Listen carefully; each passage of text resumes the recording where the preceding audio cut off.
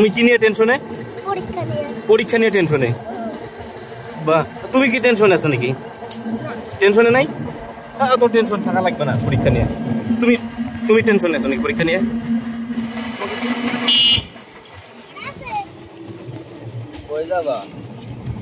কই যাবা?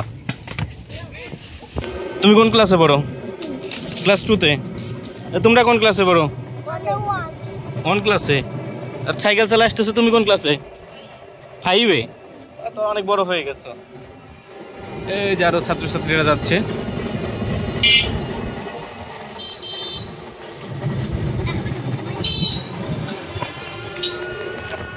এখন হচ্ছে হলো দুপুর 12টা বা 1টা বাজে।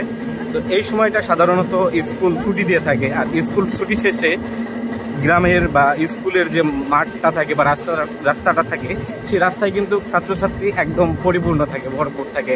আমরা যখন ছোট সময় এই স্কুলে পড়াশোনা করছি তখন কিন্তু এইখানে আরও প্রচণ্ড স্টুডেন্ট ছিল, এবং স্টুডেন্টের যে রাস্তাতে হাঁটার সময় যত মজা মাস্তি আছে সেগুলো কিন্তু একদম এখন স্মৃতির পাতায়।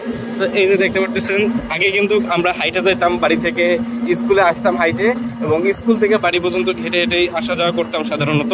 এখন এরা কিন্তু রাস্তা হওয়াতে বেশ ভালো স্বস্তি ফিরে পাইছে, এবং এখন তারা চাইলেই গাড়িতে যাইতে পারতেছে নাকি। তো পড়াশোনা কেমন চলতেছে? তুমি কি নিয়ে টেনশনে? পরীক্ষা নিয়ে টেনশনে।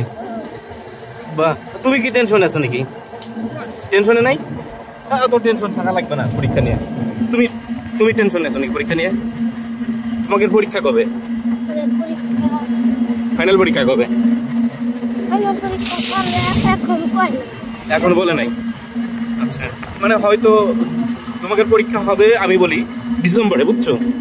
এটা ধরো জুলাই চলতেছে, জুলাই প্রায় শেষ পর্যায়ে, তো তোমাদের এক্সাম হবে ডিসেম্বরে। ঠিক আছে, তো ভালো করে preparation now. Best of luck.